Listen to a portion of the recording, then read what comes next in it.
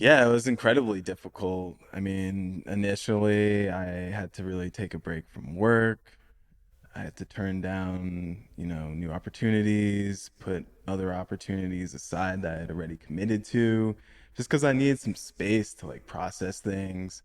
I was also just really afraid to like continue to report on police. And, there was even people that I really trust and respect that said, maybe I should switch beats or change focus. And to answer your question, I mean, I did really feel like at a point that my life was in danger. I remember thinking like it's possible. Like, they kill people that look like me all the time. It could be you reached for something, and my life could be over. It felt like a real possibility at the time. Hello and welcome to Here in LA, Historic Filipinotown edition.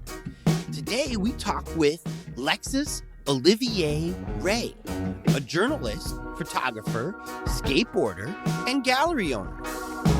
Lexis was targeted by the LAPD, given a bum deal by the city attorney, and lived a harrowing 8 months not knowing what was going to happen to him for his reporting on the LAPD. When it was all over, he said he had PTSD. Personally, I think the LAPD chief Moore and the city attorney Mike Fuhrer owe Lexis an apology. But that's the difference between those types of guys and men like Lexis. Lexis is always concerned about doing the right thing, being truly professional, and owning up to his mistakes. We met at his gallery near Chinatown, but his heart is clearly in Filipinotown. Let's welcome the esteemed Lexis-Olivier Ray. Hey everybody, I am with Lexis-Olivier Ray. Oh, one thing I should say, it's Lexis-Olivier Ray.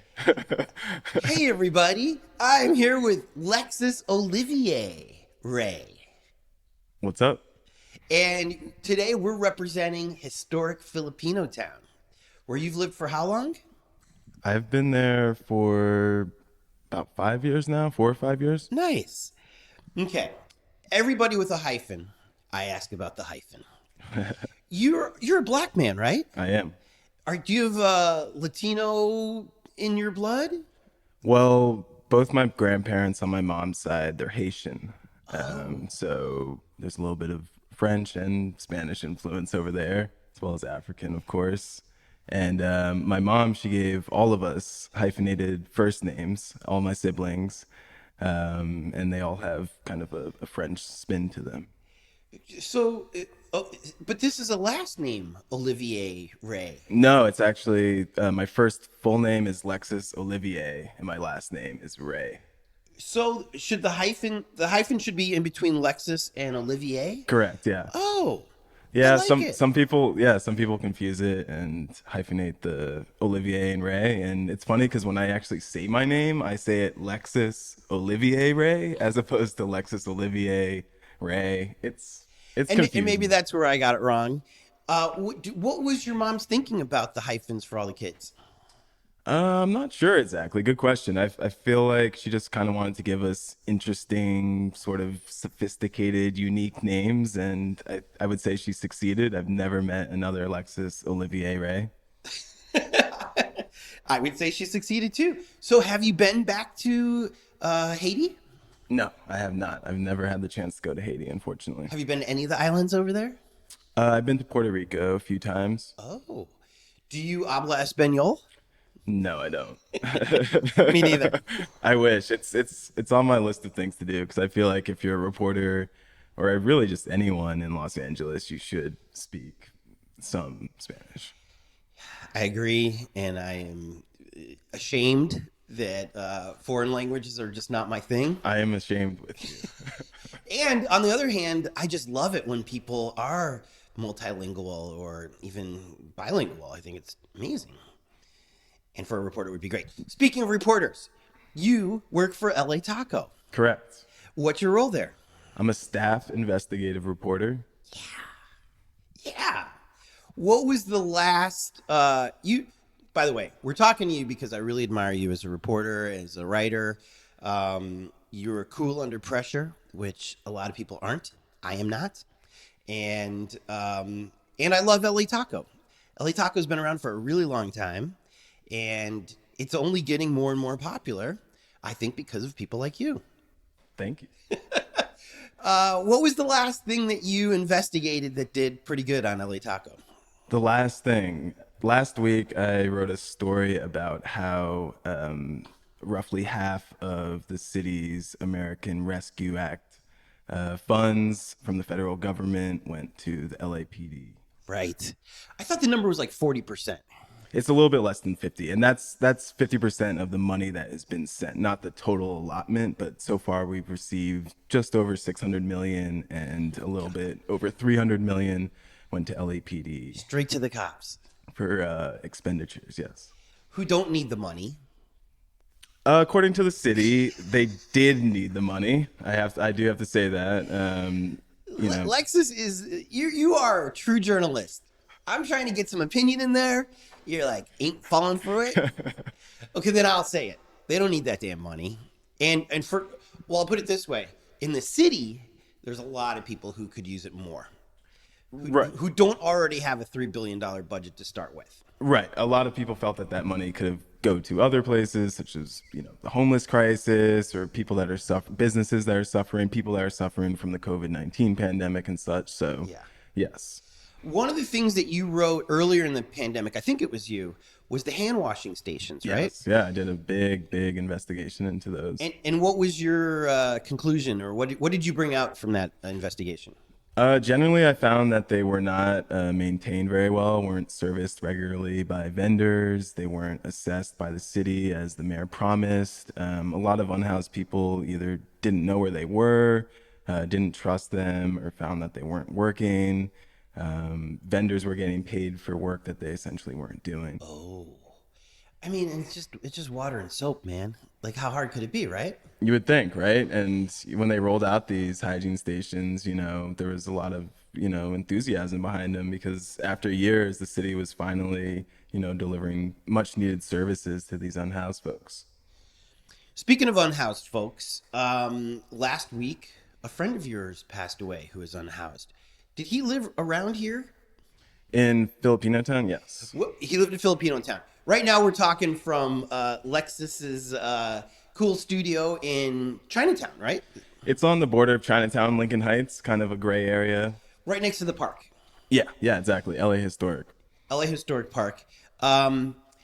Your friend, from what I understand, was supposed to be participating in Project Room Key. Do I have that right? Yeah. So back even before the pandemic really hit in LA, I witnessed my friend Lionel Morales get run over by a car. I happened to be there. I was a witness to what turned out to be a hit and run. And after that, I didn't see Lionel for a few weeks. Eventually, I caught up with him, and my reporting eventually led to him getting into Project Roomkey. Oh, good. Yeah, that's what I thought at first. The story that I wrote about him, everything he went through, got a lot of attention, and some council members basically, scrambled to get him into Project Roomkey. But unfortunately, that situation didn't work out for him. He was placed in a location that was like really far away from Filipinotown, which is the community that he was most comfortable in and familiar with. So within weeks of that placement, he was back out on the streets. And recently, you discovered that he was dead. Correct. Yeah, I found out that he died last month, actually, in February. Oh, wow. Yes. So how did you learn this news? Well, the last time I saw Lionel, he was optimistic in some ways, because he had actually got into housing, or shelter, I should say. He found a room somewhere, he told me, but he was in really bad condition. I mean, he couldn't walk across the street. I had to help him. He had no money, no cell phone, no way to get around. He was struggling actually to get back to that room that night. So I didn't see him for many weeks after that. And I just kind of assumed that he was, he had obtained some shelter and he wasn't out on the streets. But after not seeing him for a while, I grew to be quite nervous. So for some reason, I thought of looking on the coroner's website, which lists sudden deaths in their database. And I typed in Morales, which is his last name, and scrolled down a few names and was shocked, like absolutely floored to see his name in that database. That is heartbreaking. I mean, I guess props to the coroner's department for being professional and having all that information out there, but how sad, because when I had first heard of Project Room Key, it sounded great. Here's this pandemic, nobody's in the hotels. You have all these homeless people, put them in the hotels. And the mayor has this power where he could, if he wanted to, could take over hotels and force this to happen, which I don't think he ever really did. And a lot of the news that I heard about Project Room Key was there were still lots of available beds, and yet here's all these houseless people on the streets.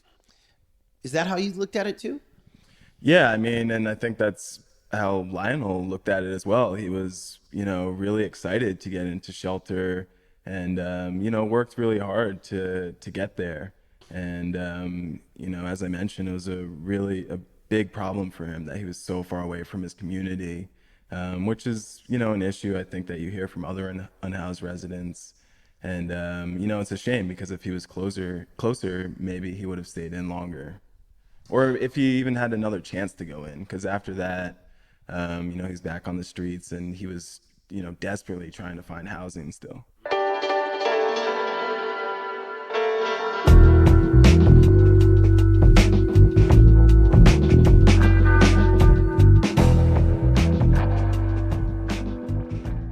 Okay, let's talk a little bit more about LA Taco. Um, this organization makes me so happy because on one hand, it's got punk rock roots, it's got skateboard roots, street art, uh, major Latino roots, which is crazy that in LA, which is half Latino, there aren't a lot more LA tacos out there. And I'm also excited because this started during the blogosphere and has continued and is bigger than ever. How is it bigger than ever? Good question. I mean, I think we were all really, really nervous when the pandemic hit. One of our biggest revenue streams is live events. We throw an event called Taco Madness, which we've been throwing for more than a decade now. So, of course, when the pandemic hit, we lost all that revenue. So I don't know. I mean, we managed to survive, obviously, and in some ways, I would say thrive. Before we started recording, you mentioned, it's incredible to see when so many other publications have, died out. But I think really through our reporting specifically of the pandemic and also in particular the protests, we actually gained a lot of membership and following during these tough years. That's awesome. And what's unique about LA Taco is super serious things from you, very funny things. There's also a lot of food. Now there's this podcast with this woman who I think I need to talk with because she's a star on her own. Oh, Mariah, yeah, definitely. I can link you up with her. Who's running the show at LA Taco? So editor in chief is Javier Cabral, and he's been editor in chief for a number of years, since even before the pandemic. So he's the one really steering the ship as far as our content goes. And then we've actually expanded now, hiring a few people full time. Myself being the first reporter for LA Taco, first full time reporter ever. And then we also have a director of marketing at this point, and a couple other staff writers now. So starting to grow a little bit. You're wearing a red LA Taco hat, which looks fantastic. It's an amazing logo. I've seen stickers. I mean, Thank the you. merch is on point. Thank you. Thank you. Remind me to give you a couple of those stickers before you leave. I haven't I done will one. gladly take a sticker. Thank you. I also noticed that LA Taco does kind of a membership thing where if you like what's going on, you can just give. It's kind of like a subscription, but it's like Free tacos. you get free tacos out of the deal. Yeah, yeah. I didn't know that. Yeah. So if you give what $5 a month. You get I think it starts at ten bucks a ten month. There's bucks a like two month. tiers, and then there's like a top tier, premier tier, something like that. And yeah, you get free tacos. You get invites to our tastings, which oftentimes involve tacos. So yeah, that's kind of that's kind of our thing. Support the journalism, and then also get some free tacos on top of that. Speaking of tacos, you and I kind of look a little light skinned. We are light skinned, and I've got some stubble in your honor. I can't grow the beard the way that you've got going. I mean, you've got a strong beard going and a strong afro peeking out under that hat. Um, do people approach you and start speaking Spanish, thinking that you know Spanish? They actually don't, not Spanish, no. What do they come to you with? Well, sometimes people think because of my name I speak French, and that's one thing I regret. I don't like my mom, my grandparents, they speak fluent French. My uncle, he speaks fluent French, but I don't speak French. Did your family come to LA or did you do this by yourself?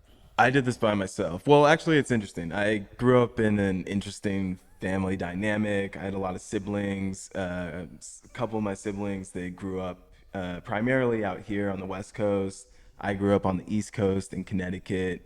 We'd spend summers together, a shared custody sort of situation, but Yeah. we were close, real brothers, as people say, Yeah. real sisters. So eventually I came out here, but I had family already. So yeah, kind of an interesting dynamic. Did you come around college time? After college, no. I moved here in 2016, but that was after like a number of years of kind of being bi-coastal between here and New York City. Oh, you lived in New York for a little while. Yes, I lived in New York for about 8 years. That's where I went to college and lived in my 20s. Yeah. What college? I went to the School of Visual Arts in Manhattan. Ooh. Tiny little art school. I went for film, but they have they're kind of known for their cartoon and illustration program, I guess. So again, we're in your studio in Chinatown, and I see a lot of. Did you do this too? No, I can't. There's a painting over here that's really cool. Yeah, But that all the came with the photography space. is yours, right? All the photography on the walls is mine. Yes. Okay, so on Twitter, your handle is shot on 35. Yep. 35 millimeter? 35 millimeter. Right. 35 mm. And what is that a reference to? That's a reference to film photography. I've been Actual shooting, film. Yeah, yeah, 35 millimeter film. Which is kind of the standard for, I want to say, traditional movies, Sure. right? Yep. As opposed to digital. And the true G's like Tarantino and who's the Batman guy? Christopher. All right. Oh yeah, I know what you're talking about. A lot Christopher Nolan, right? Christopher Nolan. Thank you. I should never start a sentence if I don't know how I'm going to end it. But the real true cinema people love 35 millimeter. Did you get a love for 35 at this school in New York? No, my love for 35 millimeter dates back way before college in New York. My mom, she's actually a photographer. My dad was as well, but my parents got me into film at a very young age. Do you remember a movie that really struck you that made you want to go into this world? I used to watch like a lot of old black and white movies with my grandparents. But at that age, I wasn't really aware of what I was watching or like the names of films. So, but yeah, I have lots of memories of like watching old films with my grandma. So these pictures that are here on the wall, they were all shot with a film camera? Yep, these are all shot on 35 millimeter. Five of these are from a group show that I was in, I guess last year, and then the print of the cop car on fire, that's from a different body of work. The cop car was during the one of the George Floyd protests. Correct. One of the, I would say the first like major George Floyd protest here in LA. And do you call that the Dead to Me photo? I do. I call that Okay, the good. Dead to Me photo. Because I do too. So we call it that because there's a billboard in the back for, was that a TV show, Dead to Me? It was a TV show, and actually, the producer of the show reached out to me afterwards and supported my work. Oh, right on. Yeah. And so this is the corner of Fairfax and Beverly of black and white LAPD cop car on fire next to a Shell station that's a really nice Shell station. And I remember that a block or two away from there is where one of the cops was just hauling out on people. I think it was Third in Yep. Fairfax. Yeah. So this was just a little. This was before that happened. Yeah. This was just a crazy day. So were you just walking past and you saw this, or? No, no. I was out covering this protest for LA Taco, and it started in Pan Pacific Park, a little bit east of here. And they basically made like a big loop all the way around like to La Cienega and then back towards Pan Pacific Park. And then we're met with like a very strong police presence that just, caused things to escalate and escalate further. It was crazy because it was on TV. I'm an old man now, so I will allow you to be in this crazy nonsense that's going on out there. Very violent, very dangerous situation. I mean, in the parking lot of Mendocino Farms, the LAPD are chasing protesters, unarmed protesters, into the parking lot to hit them with their billy clubs. And you were right there. Yeah, and I mean, not even just protesters. There's people that were like shopping and just out that were caught in the mix of this. But yeah, I was out there, and it felt incredibly dangerous. I mean, I wrote a personal essay about this, and in the essay, I say I was shocked that I didn't get hit with like a rubber bullet or something. It just felt like people were being shot at indiscriminately. And so this is about a block north of Mendocino Farms. You made your loop, and this wasn't the only cop car that had been destroyed that day. The crowd definitely turned on the police, right? Yeah, there was, I think, over a dozen police cars. That many? I mean, yeah, I think so. There's a bunch. There's a whole line of burnt out police cars. A dozen, but who's counting? Well, actually, it's funny. I did a story because the police made kind of a big deal about all these police cars that were damaged.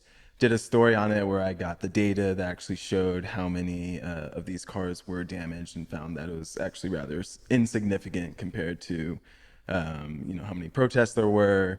And most of the damage was pretty insignificant. There was only a few cars that were fully totaled. So what's interesting about this particular photo is a lot of the protesters aren't in this shot. This is kind of a lone car blazing on fire. Why did the cops did the protesters not care about this car anymore? Had they moved on? It was just really like, in a photographic sense, a magical moment that I happened to catch. Like, that's how I would describe it, because just before this, it was complete chaos. People, taking pictures and selfies in front of this, flaming police car, just, a few feet away from a gas station, people screaming, telling people to get away, to clear out of the area. And then I guess all the shouting and getting people to clear out, it actually worked. And there was this very, very small window where I was able to capture this shot. And it's interesting because the way I shoot film, it's like there's really only one shot for me. I don't take a bunch of snapshots. But the exception to that is if I know that I kind of messed up that one shot. So I took two frames for this one, and the first one, someone runs through the frame. That's why I took the second one, and this is the second one. So. And you're conservative when you use film because you only have so many rolls on you, right? Yeah, the cost, for sure. But also if you take a lot of like snapshots with film, it can be really difficult to decide what shot you want to use. So I've just taught myself to really like take one shot, and like I would move around and stuff, like take from a different angle or something, but not just like take portrait, take horizontal, like closer, a little bit. Like you can't really take a bunch of snapshots like that.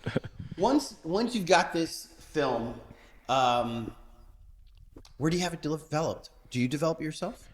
I don't. I never really got that deep into developing film. I go to a place called D&J Photo. It's across from LACC on Vermont Ave. I've been going Huh. there for years. They're basically like the cheapest in the city, but they do a fantastic job. And they actually turn my stuff around sometimes in like an hour or two, which is Wow. unheard of now. That's photomat time. Yeah. So once they developed it and you see that it's this good, was this what you were hoping? Was this better than you thought it was going to be? I knew it was a good image for sure. Yeah. But I felt um I didn't know how to feel about it at first. Like I didn't know if it was something I necessarily wanted to put out there. So I sat on it for a while, I would say, and thought about it. Hmm. But when I thought about it more and when I kind of analyzed the photo a little bit more, I felt really strongly about it and it just took off. And this is the thing I love about you. You are a very sensitive person. What astrological sign are you? I am an Aquarius. Oh, interesting. What are you? I'm a Libra. That's why we get along. Oh, cool. You sat on this because you were fearful that this would seem anti-cop. I just thought that it might be glorifying things a bit, like the protest, because that was a very traumatic day for people.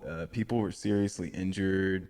It's very dangerous, so I didn't want to like glorify violence or capitalize off of something like that necessarily. So thought about it deeply. Yeah. What was the response once you let this out? It blew up. I mean, yeah, people have really taken to this image in a way that, I mean, I've been shooting film for, over 15 years now. And like, this is the first image that has really blown up like this for me. When you say blow up, how do you determine that? I mean, just the response I've gotten, but I've also sold, hundreds of prints, Oh, hundreds really? of copies of this photo at this point. When you put this on Twitter, did it kind of go viral a little bit? Yeah, I would say so. Who was the biggest account that retweeted this or had something to say? I don't recall the biggest, but I mean, it was cool that the producer of Dead to Me reached out to me, and I mean, she bought a bunch of copies of it and supports my work. Still keep in contact, so that was cool. Where can people get your photos if they want to also have a print? I have a website that I'm actually kind of redeveloping right now, but Lexis-Olivier Ray.com. I don't make it available all the time. Every few months or so, I've done these print sales, and people always, support this print and other prints as well. So You also do a free thing. You put together, well, at least you used to. Um, you put together pictures of your neighborhood and just put it in a free bin at a liquor store. Are yeah. you still doing that? I do still have a bunch of copies, and it's been a while since I dropped some off at the liquor store. But yeah, I mean, I wanted to give you a copy Ooh, thank you. today. Because I went to that liquor store many months ago, Oh, really? and I was looking for it. I just happened to be in the neighborhood, which I fucking love the neighborhood. And I was like, oh, that's the store. That's Oh, the famous shit. store. And I talked to the guy, and the guy was great. Okay. He has nothing but love for you. That must be And Ruble. Shout out to Ruble. Ru- Ruble. Ruble, Yeah. okay. And what's the liquor store's name? Hope's Liquor Hope's on Liquor. Beverly and Alvarado. Right. Yeah, he actually told me about that, but Great he, corner. I think, didn't recall your name or something, That's and okay. I was wondering. We were probably all wearing masks too. Like, how do you remember anybody during those 2 years? So, anyways, what you do is you take pictures, you make these books, which has got to be expensive. It's like what, 30 pages? Something like that, yeah. Yeah, 30 pages, and you just leave it there next to the Auto Trader or something that's free, just to share the love. Well, I don't always do that. That was a particular project about historic Filipinotown, and it's actually tied to these prints that are on the wall. Minus the Dead to Me print. All these other photos were shot in historic Filipinotown, and it was part of a group show, as I mentioned, a show called Demo at Mack Center for Art and Architecture in West Hollywood. And the show centered on artists the way that they respond to these changing neighborhoods. So I really wanted to get that work for people in the neighborhood to see that work. The show was in West Hollywood; not everyone could see it. So fortunately, we made a bunch of zines for the show as well, and I got the idea to drop them off at my friend's liquor store so people could pick them up. And when you say changing neighborhoods, your photos are showing empty lots with dump trucks and stuff. The house has been raised on one of them. Another one is just a pile of dirt with fencing around it because something, I guess a building in the back, a 4-story building is about to be torn down. And then there's another picture of vacant building, do not enter because they've been evicted, I imagine. And it's they're sad pictures, man. Yeah, yeah, This isn't the changing like winter changing into spring. This is something has ended. It is ugly. It's sad, and maybe it was forced. Maybe it was coerced, kind of a thing. That's what I see when I look at these. yeah. There is a lot of, I guess, sadness here. I mean, this photo over here, it's the entrance of an old house in Filipinotown, and there's some graffiti. R.I.P. is written on the side. Um, this photo is about a woman that was actually shot and killed that in this house. It was an abandoned house for a number of years. People moved in, and this young woman ended up being shot and killed there. Wow. Wow. So So, that's what there's kind of some sad heart balloons that are half inflated. yep, became a memorial for her. And Wow. shortly after that, the house was demolished, and now it's, like those 3-story condos or whatever. Yeah. Yeah. So you're keeping it real, man. God bless you for that. And so you decided that you wanted to take some of these pictures, make a zine, make a little book, give it away free at your buddy's liquor store. Yeah, yeah. So people in the community could see the work. That's amazing. You're kind of a hippie.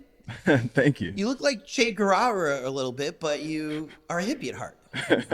Kind of, yeah. I mean, I listen to the Grateful Dead, Do you and really? yeah, What are you listening to with the Dead? I love that album, American Beauty. Yeah. I'm not so much like most people are really into their live stuff, and I never really got into that so much. I really like their albums, which You is like the like studio weird. records. Yeah, yeah. Well, God bless the kids. How old are you? 32. 32. So when I was in college, the Dead had just released the Touch of Grey album. Pretty much their last like big hit Yeah. as far as radio hits go. But also like heavy metal and grunge was bubbling up. Like there was a lot of things going on. Beastie Boys were doing real well. But somehow the Grateful Dead rose to the top with this single and this album, and they started touring. And my friends were like, "Do you want to go?" And I was like, "Of course not. Let's go see Aerosmith. They've got a #1 record out too. With Skid Row opening." And they're like, "Well, let's do both." And that's what I loved about my friends up in Santa Barbara was let's do it all. But I gotta say, if it wasn't for them, I would never have gotten into the Grateful Dead. How did you get into them? I guess in a similar way. I mean, I didn't grow up listening to, I guess, what they call like classic rock. So I discovered the Dead and all that when I was like a teenager in high school, which is kind of weird because all my friends, like, they were really into that stuff. I was more into like R&B and like rap and then underground rap and stuff like that.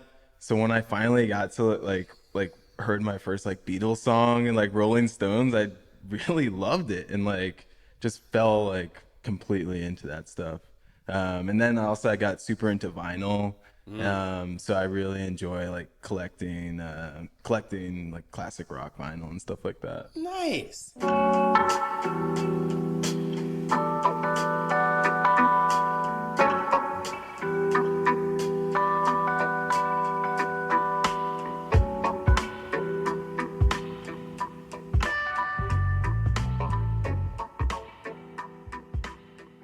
Okay, let's go to the the thing that I was trying to blow up on was the Dodgers won the World Series. You go out into the streets like a good reporter should, a good young reporter. I ain't going out to those streets. Thank you. To capture the celebration. When people in LA, when the teams win, the fans go out in the streets. In a pretty predictable, like 3 different neighborhoods, they go out there. Yeah. One of them is downtown, where you happen to be that night. I actually started off in Echo Park though, because that was kind of where things, first kind of, blew up. Oh, really? The celebrations happened? I mean, I think it happened at the same time, Right. I'm sure, people in East LA as well were partying, but, because of the proximity to Dodger Stadium, okay, of that course, makes sense. a lot of people, I think, initially congregated in like the Echo Park area. So I was actually there first, and that was pretty crazy and chaotic as well. Was it? Yeah, for sure.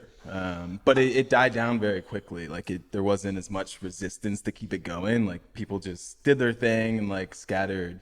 And then that's when I went downtown to meet up with people. Because when I was in Echo Park, I was actually by myself, which, is not ideal if you're covering crowd versus police situations. So I went downtown to meet up with my buddies and cover things down there with them. And at some point, you end up. I feel like you're in the middle of the street, and a rush of police come at you. What intersection was that, or what streets was that approximately? Oof. I want to say it was Flower, and I forget Was it near LA Live? Because that's a lot of times where the Lakers celebrations yeah, at first it started over there. It was just a little bit, I guess, east of LA Live area. But then eventually the police started to disperse people, and they pushed a bunch of people, including myself and a bunch of journalists, down one street. I forget exactly what it was. I think You it was weren't the only Flower. journalist out there. No. I mean, you've seen the video, I'm sure, but behind me are a bunch of other reporters, journalists, live streamers, and just, people out and about. Right. And from what I remember, because you're right, I do remember that video, because that video also went viral, Mr. Olivier Ray, which was good and bad. It was good because you're a reporter and you're supposed to show the people what the hell's going on outside. It's bad because I feel like the cops got their feelings hurt about this.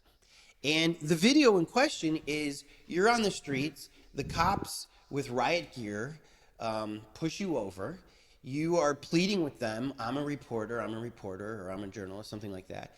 And I think I heard someone say, well, then you know what to do. Did I hear that? I don't recall that. It might have been a different situation then. Maybe, yeah. Did they say anything to you while you were down? I don't recall them saying anything. I just remember I said, I'm press, and eventually they backed off and just left me alone and basically stepped over me. Okay, good. But wasn't some of your equipment hurt? Yeah, I was hurt. I got, scratched up, bruised. Microphone to my video camera was broken. The lens was damaged. Yeah, I was pretty banged up. What equipment were you using? Please tell me it's this Magnavox VHS. The VHS camera. I actually don't have the camera here that I was using. Well, actually, I do. I have one of them. I believe I had this DSLR. This is one of my favorite 35 millimeter cameras that I carry around a lot. And then I also had a video camera, like a digital camera that I was carrying around at the time. That's about this size. This looks, for those of you at home, this looks like a regular professional camera. I mean, a DSLR, I guess is what you call it. But Yep. to me, I call it a good camera. It's a real camera with a detachable lens. And so was that also a Nikon? Are you a Nikon person? No, it's funny. The 35 millimeter is a Nikon, but the video camera is a Canon. So. Oh, okay, cool. So you need like twice as many lenses then? I don't use that camera as much anymore, but yeah, broken? you gotta have a lens for each, right? Right. Okay, so they broke your Canon. Bummer. They hurt you. Do you go home or do you continue reporting? No, I just got up, like brushed myself off a little bit, and just kept reporting. Good. Yeah, Where did you learn this kind of fuck you, I'm going to do what I want to do? that's an interesting way of putting it. Well, I mean, I should point out that I wasn't arrested or cited or anything. I was let go, and I was there to do my job. I certainly wasn't going to go up to the cops that just roughed me up and, try and push things further with them. I think I went up to a supervisor after that. I did try and, maybe get some people's information, but there wasn't much I could do. So just back to work. But this courage you didn't learn in art school is what I'm trying to say. No. Is this a New York thing? Because this is the thing about you. You are a sensitive person, which is good. You do care about people, but you're also tough and courageous. Is this an East Coast spine that you've got? Is this black power inside of you that's trying to get out of this shy, sensitive, tall man? I think it's just determination. I take my job really seriously, and I know how important it was to be out there. Those were historic moments. A couple weeks later, it was before that, it was the Lakers. The whole thing with the protests going on, the elections just around the corner. It was such a historic moment. Like I knew the importance of being out there and documenting things. And I also think that the LA Taco take is going to be different than Channel Five's take. And I think that's why it's so valuable that you are out there because, and no disrespect to the TV crews, but a lot of times they only have a few minutes in the newscast to do it. They're probably going to use some of the footage from the helicopter. And I hate to say it, but they're also going to have kind of a corporate spin of judging the people on the streets. Whereas you might be more, I don't want to say friendly to the people on the street, but I think you can appreciate the joy that's going on. And you're not going to judge them. Right? Yeah. I mean, it's interesting. Like I remember, the most recent celebrations, the Rams, of course. It's like people were kind of surprised that people are celebrating and happy, and how things escalate when LA teams win. It shouldn't really come as a surprise, like right. Come on. Every team that wins, there's a parade and there's people going crazy. And to me, it's like going to a punk show and standing by the mosh pit and writing and being like, people are walking around in circles, hitting the people. Like, right. Of course, it's a punk show. Like, that's what happens. And like, I'm not condoning violence or anything like that, but it's certainly not surprising. Right. So I'm wearing a World Series Cubs hat from 2016, where I was there in Chicago when 5 million people celebrated the Cubs' victory. It was one of the largest gatherings ever. And what the cops did, and I'm saying this not to brag, but to get your opinion, is they didn't really line the sidewalks, but they sure as hell didn't go into the street. They basically put their backs up against the property that they were protecting and allowed the people to party in the streets. In LA, they come into the streets and close down, they try to stop, and then they get upset when people throw a brick in a window.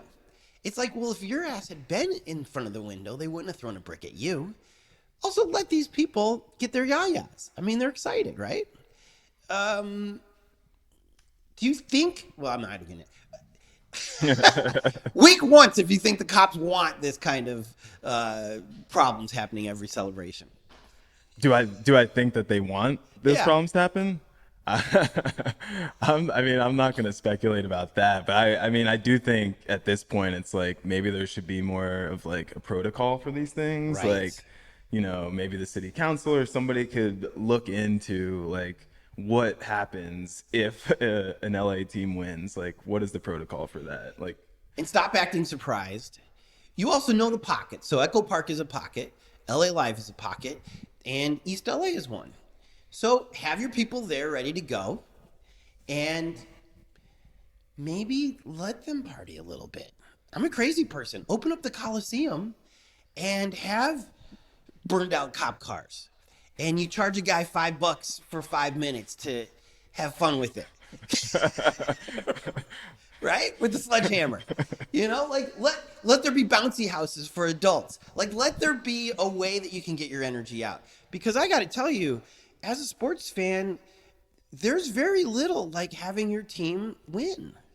And it's a beautiful thing. Even if it's 2020 and you only played an abbreviated season, you know, it's a big deal. Yeah, especially, I mean, for LA, you know, that year with everything that was going on. I mean, this was like really in the middle, like the peak of the pandemic at that time, you know. Yeah. And people had been through so much and lost so much. So to win, it was like, you know, it was even more exciting. So the bad news about this video going viral is, again, to my theory, it seems like the cops got their feelings hurt, and they do look bad in this video of that you shot of them hammering away at unarmed people in the streets. It goes viral, and somehow a police officer off the clock after the fact writes your ass up, and only your ass up, for failure to disperse. Do I have that correct? Correct. Out of hundreds of people that were out that night, I was the only person that faced charges for allegedly failing to disperse. Right. And so this is where I got a little ugly. I went on Mike Fuhrer's his Twitter account for mayor. I hit him up on his official city attorney thing, and I asked questions like, why is it that the only person that you pressed charges on was black and a journalist? Meanwhile, out in Iowa, a reporter there, very similar situation. It wasn't a celebration. I think it was also like a protest. This was a George Floyd protest, I believe. In Iowa. Correct. And the government tried to press charges against her for failure to disperse, and the jury said, "Are you crazy? It's the First Amendment. The police or the press have a right to be out there, whatever." So I kept linking to that article saying, "City attorney, how is Lexis's case any different than this case?" Because he's a fucking coward. He didn't say a word. In fact, he blocked me from his campaign page, but he didn't explain. Has he ever explained to you why a journalist should be charged for failure to disperse? He never explained that to me. A number of other reporters have asked him similar questions in public and at meetings and such, and he never gives them a straight answer about that. I remember once he said he doesn't even remember that case. Right, yeah. Somebody approached him at Cha-Cha Chicken or something crazy like that. And he pretended like he didn't know. Yeah. And I was like, fool, I was on your Twitter every day. Every tweet he had for a couple months, I was on his ass. Which I don't like to do. I have shit to do. I don't want to spread evil in the world. But the evil was in me, and it had to come out. Well, I have to thank everybody that supported me throughout that time, yourself included. I think it raised a lot of awareness, and I find it hard to believe that Mike is not aware of this case. Okay, so you wrote an article about this whole experience, and you said for 7 months it was horrible for you. You were afraid for your life. How were you afraid for your life during this period? Yeah, it was incredibly difficult. I mean, initially I had to really take a break from work. I had to turn down, you know, new opportunities, put other opportunities aside that I had already committed to, just because I needed some space to like process things. I was also just really afraid to like continue to report on police. And, you know, there was even people that I really trust and respect that said, you know, maybe I should switch beats or change focus. Huh. And to answer your question, I mean, I did really feel like at a point that my life was in danger. I remember thinking like, it's possible. Like, you know, they kill people that look like me all the time. It could be you reached for something, you know, and my life could be over. It felt like a real possibility at the time.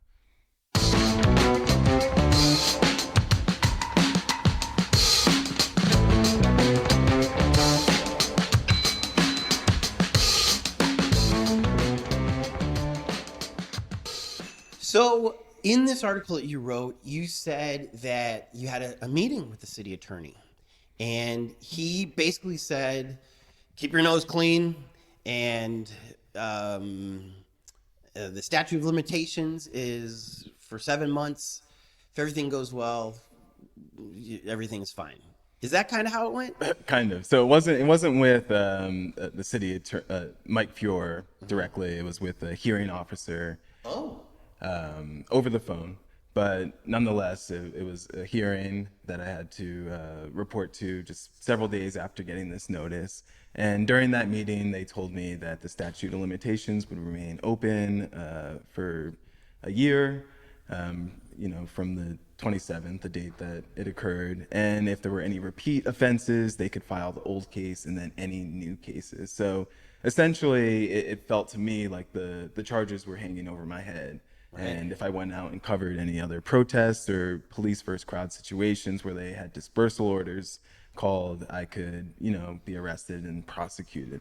Yeah. Did you have a lawyer with you for this phone call? I didn't. I consulted with a number of lawyers before, and they essentially all told me just not to really say anything. And yeah, they felt that it was okay for me to go in there alone as long as I didn't say much.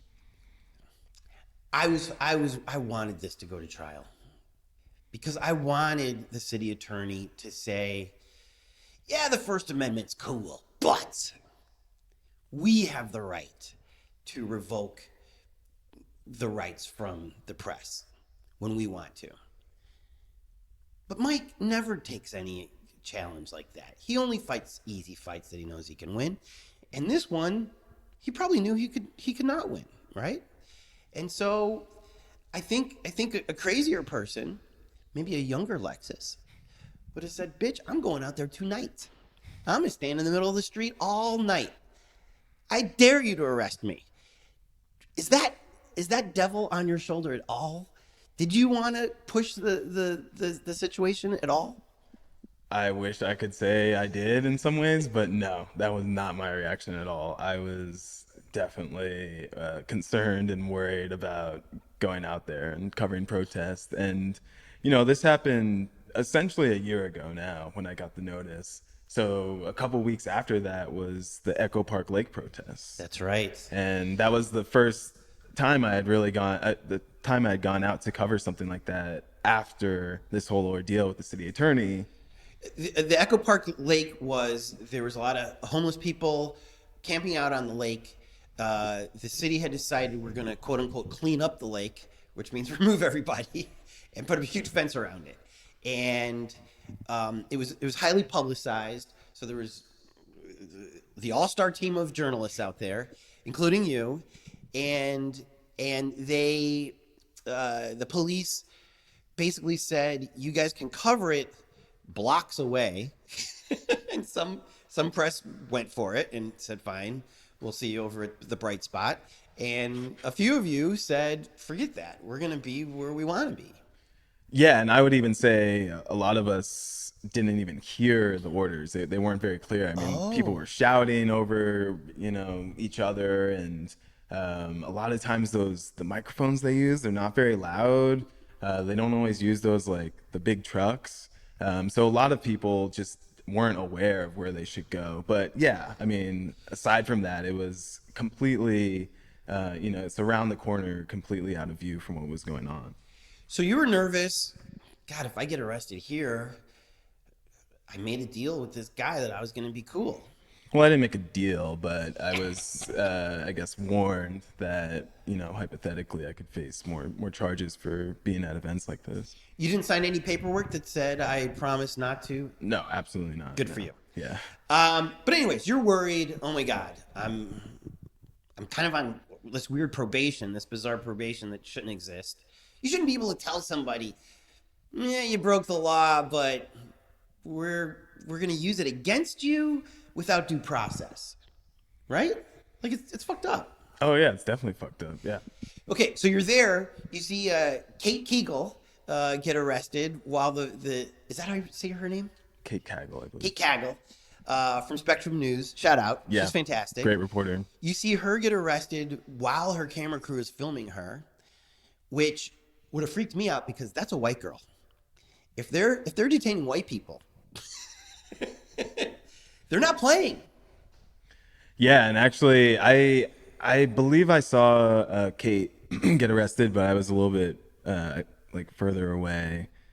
But I was very close when James Quayle from the LA Times was arrested, and I actually documented him being arrested and alerted the Times about that. But yeah, when I saw James get arrested, I was very concerned. Because when Josie Huang got arrested 2 years ago in I want to say Long Beach by the sheriff department, even though she had her press pass badge on her, and she was yelling KPCC, some of the people were like, "What's that?" You can't say that with James with the LA Times. Plus, he covers the cops. Right. Yeah, exactly. So you would imagine the sergeant or the captain, if there was, I imagine there were some captains out there, would have known, well, you really are poking the bear now with this guy. Yeah, I mean, he has credentials, like LASD credentials, I think maybe LAPD credentials, and he's a freaking crime reporter for the LA Times, you know. So when I saw that, I was, you know, very concerned that I was going to be the next person handcuffed.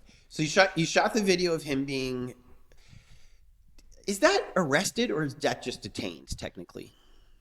He was arrested and handcuffed, I would say. Wow. I mean, I was detained for 2 hours. I was never handcuffed. I was never, I mean, it's an arrest, I guess, essentially. Yeah. You know, you can't leave. That's Right. for sure. If you leave, you're in real trouble. Yeah. So arrest and detainment, I think, are pretty much the same thing. Being handcuffed is something else, but you can I be. guess I consider arrest when they actually write it down. Okay. Yeah. Like when you're booked and like. Yeah. Yeah. Yeah. Regardless, you were not able to do your job. Neither were these others. Right. Fucked up. Meanwhile, how many cops do you think were out there? A couple hundred, right? Hundreds. Yeah. Hundreds of cops. Felt like hundreds. Yeah. And one by one, they would rush the crowd and bring back a person or a journalist or whoever was there. Yeah. Take them into custody, handcuff them.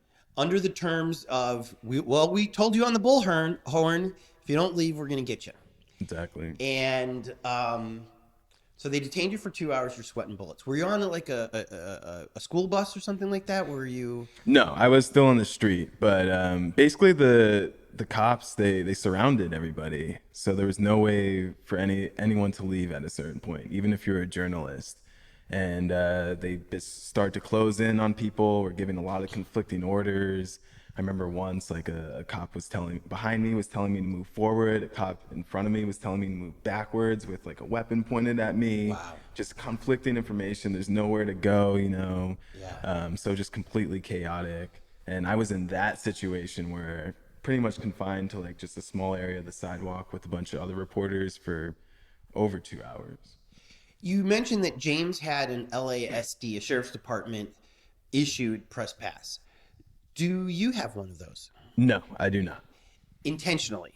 Yes. During the protests of 2020 and 2021, I definitely thought about getting one many times, but ultimately decided that I did not want to. And the reason being is I think it's unnecessary. You know, since then I've heard from reporters who've, you know, reported for like 30 years and say they've never had a press pass, never needed one. Unless you're the type of reporter that's going out to like crime scenes, like chasing around cops at night and stuff. Yeah. Okay, I get it. But I think in most circumstances it's unnecessary. And I don't agree with a lot of the terms that are, you know, that you have to agree to. Well, and one of them is the First Amendment never says cops get to determine who the press are. Because who would they choose? Definitely not you and me. Yeah. I mean, like, would they even give me one? I mean,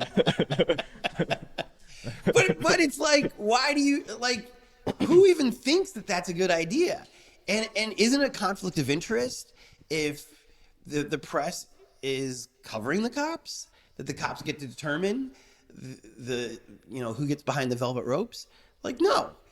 Plus, why would the press allow that? Why would you diminish some of your rights?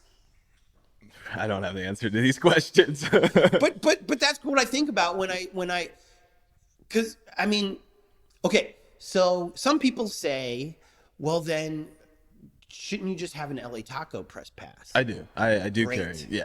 I mean yeah. When I first went out to cover the George Floyd protest for like a few days or maybe weeks, I didn't have one. And then LA Taco issued press passes to people that were out on the field, and I mean it made a huge difference, like day and night. Oh, did it? Yes. Yeah. Just the LA Taco press pass. Yeah, Good. saved me from getting arrested multiple times, helped me gain access. But it didn't always work. You know, Right. it wasn't like. Dude, I've had an LA Times press pass that couldn't get me in the door. Yeah, either, exactly. so. Sometimes it's just, yeah, it doesn't matter. But yeah, I mean, I think it helps to have some sort of credentials, Right. but I don't think that you should be feel obligated to get a LAPD or LA Sheriff's Department press pass. That's right. Do you have a good alternative? Some people were saying maybe the LA Press Club should be the people that come out with the press passes. Even though I was a member of the board of the LA Press Club for 4 years, I don't think that's a good idea because shit can happen. And even though that press club right now is great, there could be a whole bunch of bad directors later or in the future who could turn that around. Also, the First Amendment. Why am I going to give up any of those rights so that some third party could issue these credentials? It just seems silly. Yeah. Yeah, I think people are just they're so nervous about like like we need to regulate it in some way, but it's like I think it helps to have as many people covering something as possible, and even if it's someone that you don't necessarily agree with, you know what I mean? Like I think that like what's the worst that can happen? Well, also I think about the fact that we are in a modern time now.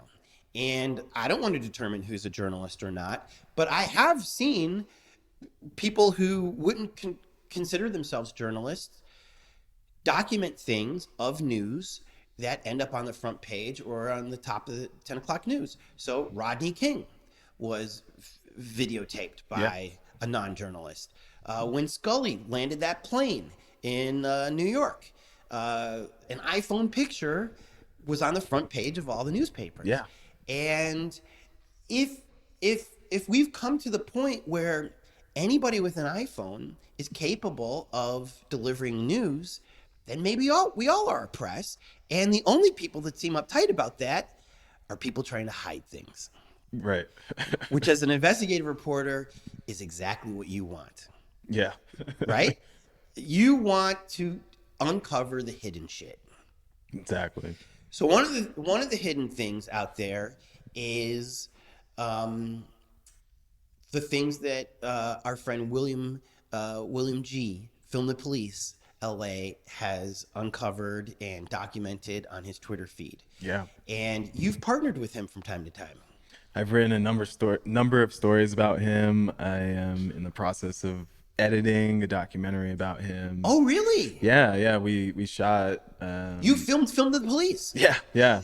I shadowed him for 4 nights in October of last year. And spent many hours with him, and now I'm boiling all that down into hopefully like a multi-part little web series for LA Taco. Wow. So when you said you were afraid for your life, I get it. Because that's why I don't go out there either. He doesn't seem afraid. And that was one of the first questions I asked him on Here in LA episode 2 was, didn't your mom tell you not to do this? Because black people have different rules when it comes to the cops. By the way, did your mom tell you don't mess with the cops? Yeah. Hell yeah. And she still gets nervous. I mean, I made the mistake, but I mean, I kind of think it's a mistake of telling my mom my Twitter handle during the George Floyd protest. So yeah, she's still very nervous about what I cover. Because you're right. And this is what I told William. These cops can just take you around the corner and pop you in the head, and that's it. They have the infrastructure that they could hide this. I mean, he's lucky that Hollywood, there's cameras everywhere, and who knows whose Ring doorbell might pick it up. But they could do it in the back of a car. They could do it anywhere. And that's probably what was going through your head for those 7 months, Exactly. right? Precisely. Yeah. Yeah. And there's crazy people. There's crazy people who are cops and who are not cops. And so all it takes is one crazy cop and it's over. And so William seems fearless, though. Did you pick that up after 4 days with him? In some ways, yes. But I would say that he's also very smart and calculated. And he also, I think to some people's surprise, treats cops with a lot of respect in many ways and has some boundaries around, I guess, what you could call his work, you know? Yeah. But yeah, there is definitely a fearless side to him. He also told me, and I mean, I hope I can share this, but he told me that he doesn't see himself doing this forever. Like Good. he sees sort of an end, or you know, he will eventually take some sort of a break. It's not sustainable. So Right. yeah, I think he's aware of, you know, some of those concerns. Also, for his heart, it's not sustainable. Because he told me, just like how it would make me feel bad when I'm, hound dogging the city attorney, it's emotional. You have to dig up anger and sadness to project it. And so he told me that he doesn't like to go out there. He has problems sleeping at night when he's doing his work. But it's vital work because for whatever reason, the regular press don't want to do this kind of thing for Lord knows for years, like he's been doing. Yeah, I actually think that like press should do more stuff like that, like shadow people like William and just expose themselves to what policing looks like on a day-to-day or a night-by-night basis, because it really, I mean, it just opened me up to so much.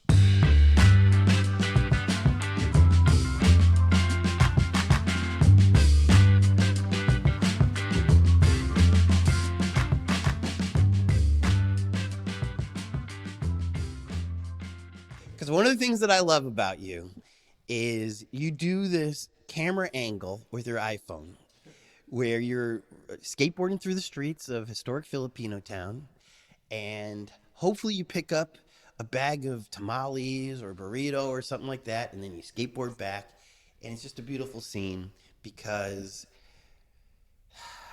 we do love our tacos, but we also love our tamales. Yes, Here in all year LA. round for me. I mean, some people it's like just Christmas or like just winter. I'm all year round. Are there tamales to be had in historic Filipinotown? There are. There are quite a few to be had, actually. Oftentimes, I go to this vendor on Coronado and Temple. He's over there quite often and makes some really delicious, just like really rich tamales. He does chicken and then like a cheese and jalapeno one. And then there's also Hold on. Does he have a truck? no, he just sells like outside of his like SUV and in the little cooler. Nice. How much for a tamale? Oh man, they're cheap. They're like $1 or like maybe That's the way to less. go. He usually hooks me up with like one or two. Coronado and what did you say? Coronado and Temple. It's right in between two carnicerias.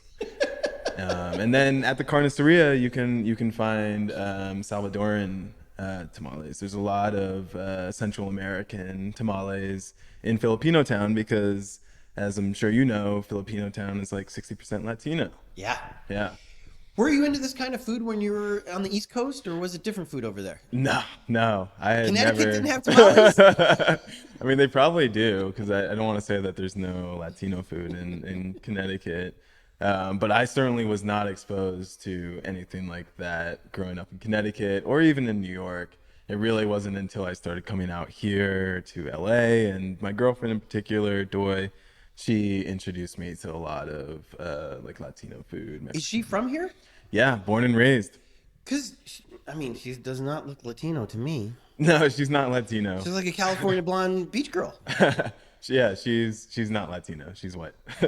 But because she's native, she knows.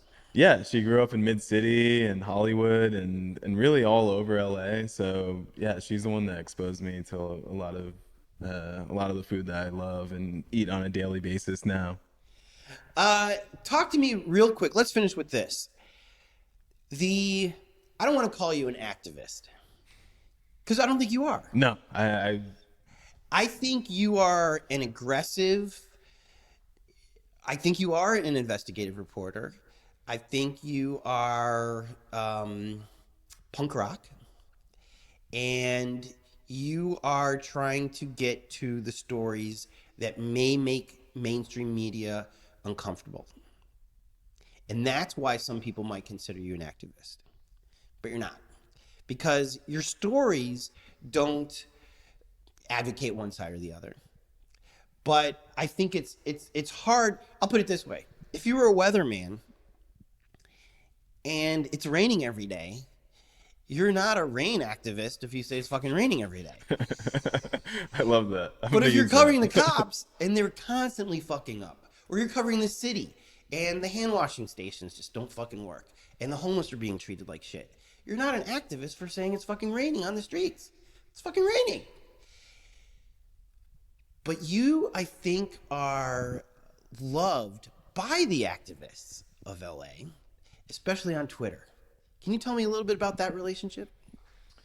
Yeah, I guess I kind of blew up on Twitter during my coverage of the protests. I went from having a few thousand followers, I guess, to all of a sudden having like thousands and thousands of followers, and just getting a lot of support from people on Twitter, pushing my stories, buying my prints.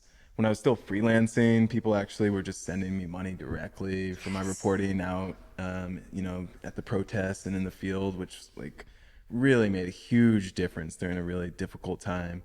And since then I've found stories on Twitter. People have given me leads, or I've found tips through tweets. So Twitter's done a lot for me. But it also seems to me that activists Yeah. in LA have never been more organized or more vocal than Black Lives Matter era and through Twitter. Yeah.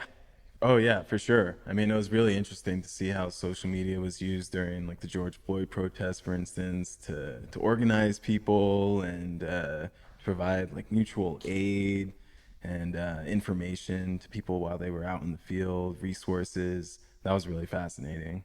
Mm-hmm. What's the future for you, my man?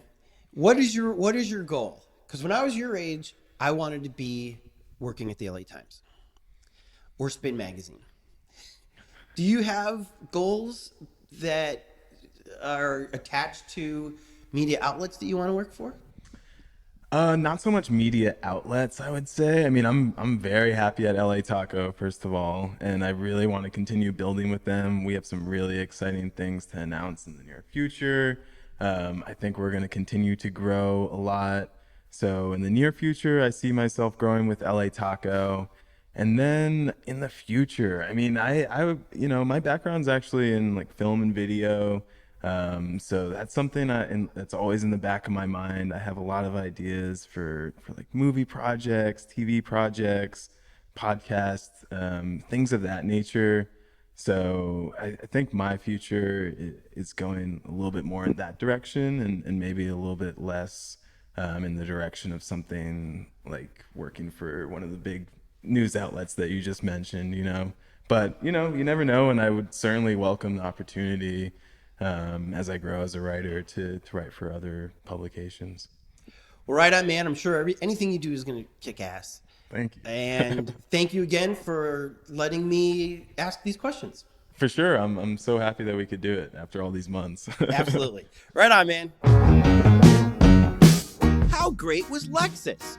You know who else we would love for him to take portraits of one day? Our Patreons. When you stoke us, you're saying, Tony, Jordan, here's a subscription to LA Taco. Here's a new skateboard. Here's a brand new camera. Every donation you hand over helps us keep this insane project rolling. So shout out to our Patreons, Nancy Rommelman, Sean Atlow, Matt Mills, Sean Wallace, Greg and Molly, Jamie Taylor, Mark Johnson, Kira Ann, Barney Granke, Ben Welsh, Henry Furman, Jen Adams, The Lonely Chair, Trevor Wilson, Bree Wild, and Dougie Gyro. Want to hear your name at the end of next week's show? Go to patreon.com/hereinla and give till it hurts. Also, shout out to our Angelinos. To be an Angelino, just flow us $25 on PayPal or more. And we will list you on the Here in LA website that's almost done forever. You'll also be given a number to denote how early you got in to make this dream come alive. Angelino number 1 is Allie Miller, 2, George Wright, 3, Rita Joanne, 4, Jason Sutter, 5, Grant Houghton, 6, Rob Baker, 7, Kev Chang, 8, Brenda Garcia, and 9 is John Griffiths. Just PayPal your hard-earned cash to busblog@gmail.com. Want to support us, but you too just started renting out a badass art studio outside of Chinatown?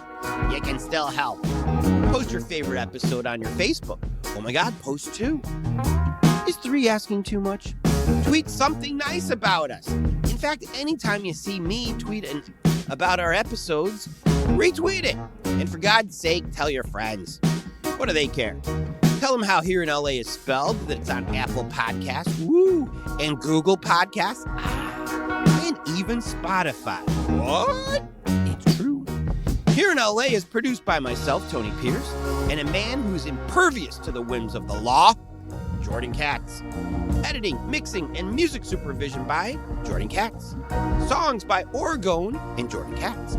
Special thanks to Cindy for creating the logo, Jen for inspiring this, and all the reporters at small independent outlets who get disrespected by the people who should, obey the First Amendment. It's crazy. The same way that they obey the First Amendment with giant outlets. Therefore, rock on, LA Taco, and